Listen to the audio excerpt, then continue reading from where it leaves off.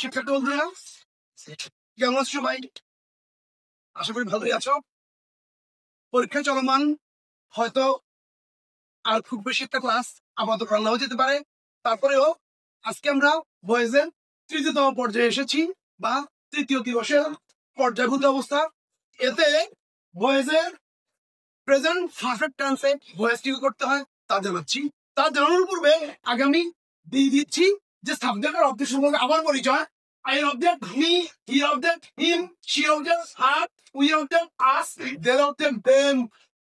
You থাকলে you বসে যান, নাউন হলে নাউন। এরপর আমরা দিই আমার সেই কবিতাটি, যেটা টেন্সের সাথে পুরোপুরি মিলে যাবে।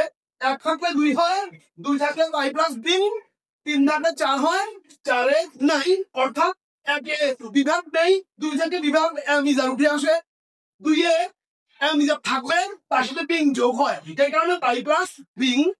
তিন থাকলে চার হয়, সত্যি অর্থ হলো তিনে হ্যাভ বা হ্যাজ থাকবে, চার থেকে বিন উঠে আসবে, অর্থাৎ হ্যাভ বিন বা হ্যাজ বিন। চারে নাই শব্দের অর্থ হলো চতুর্থ ফর্মে ভয়েস হয় না। ওই দৃষ্টিকোণ থেকে আমরা তাহলে চলে আসি প্রশ্নে। প্রথম প্রশ্ন, আগে স্ট্রাকচারটা ক্লিয়ার করি, তারপর অবজেক্ট হয় সাবজেক্ট,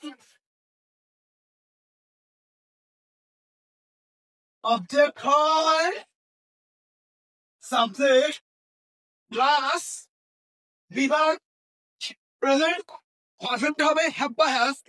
চার, তিন থাকলে চার হয়, চার থেকে বিন উঠে আসবেন, তাহলে হবে হ্যাভ বিন বা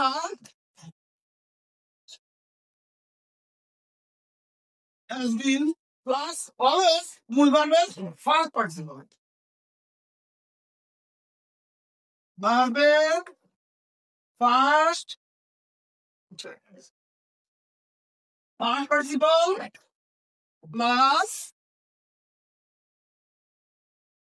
অবজেক্টের পূর্বে by oblique to oblique for, অর্থাৎ সবার মধ্যে বাই বসে, কিন্তু একটা শব্দ রয়েছে নো, নো থাকলে টু বসে, আর দুই শব্দ রয়েছে বাই আর ব্রিং, এই দুটো শব্দ থাকলে অপশনের পূর্বে ফর বসে, প্লাস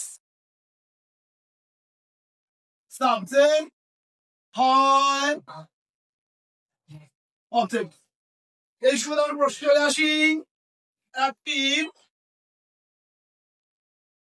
অ্যাক্টিভ ধরে নিলাম আই হ্যাভ eaten রাইস। এবার আমরা পার্সিভ করব। আমাদের সেই কবিতার নিয়ম, তিন থাকলে চার হয়, তিনে হ্যাভ বা হ্যাজ, চারে বিন উঠে আসবে, তার মানে হ্যাভ বিন হ্যাজ বিন হবে। তাহলে অবজেক্ট হয় সাবজেক্ট, অবজেক্টে আছে রাইস। এবার হ্যাভ বিন বা হ্যাজ বিন, কেন বিন? তিন থাকলে চার হয়, চার থেকে বিন উঠে আসবে, এই কারণে কবিতায় তিন থাকলে চার হয়, চারে নাই, চার গুলো ভয়েস হয় না, রাইস। এবার আছে হ্যাভ, একটি মাত্র ফসল, হ্যাভ না হয়ে বসবে হ্যাজ, কারণ singular form, rice, rice has been, মূল ভাবের পার্টিসিপল পড়াই আছে, কারণ তৃতীয়টা, এটা হলো তৃতীয়টা, মূল ভাবের ফার্স্ট পার্টিসিপল পড়াই আছে। তাহলে ইন আর ইটেন অবজেক্টের পূর্বে বাই, আর সাবজেক্ট হবে অবজেক্ট, সাবজেক্ট আছে আই, আই এর অবজেক্ট মি, এই যে লেখা আছে আই এর অবজেক্ট মি, আই এর অবজেক্ট মি। আরেকটা সেন্টেন্স দিই, তাহলে বুঝতে ভালো করে। অ্যাক্টিভে রয়েছে নো দিয়ে দিই, তাহলে নো থাকলে অবজেক্টের পূর্বে টু বসে, he has known you, known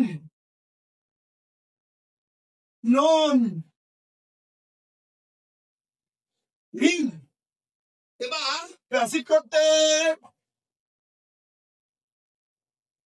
প্যাসিভে object হয় সাবজেক্ট, হিম এর সাবজেক্ট হি, এই যে লেখা আছে হিম থাকলে হি, হি সাবজেক্ট অবজেক্ট হিম, এবার অবজেক্ট আছে হিম, হিম এর সাবজেক্ট হি,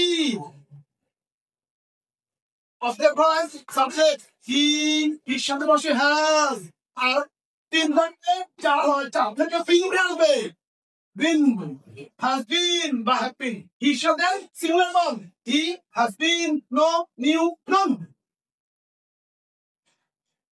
none অবজেক্টের পূর্বে বাই না বসে টু বসে টু সাবজেক্ট আছে হি এর অবজেক্ট been অর্থাৎ অবজেক্ট হয় সাবজেক্ট প্লাস has been বা has been প্লাস মূল বালের ফার্স্ট পার্সন বল প্লাস অবজেক্টের পূর্বে by oblique to oblique for plus subject হয় অবজেক্ট এই দুটি বাক্য দিয়ে আমি আজকে প্রেজেন্ট পারফেক্ট টেন্সে ভাষা করলাম। তবে তোমাদেরকে অবশ্যই খেয়াল করতে হবে যে সাবজেক্ট অবজেক্ট সম্পর্কে ধারণা এবং কবিতা সম্পর্কে সম্পূর্ণ ধারণা থাকলে আমার পুরোপুরি টেন্সের সাথে ভয়েস মিলে যাবে। আজকে পর্যন্তই, ভালো থেকো, সুস্থ থেকো, বার্ষিক পরীক্ষা ভালোভাবে দেওয়ার চেষ্টা করবো।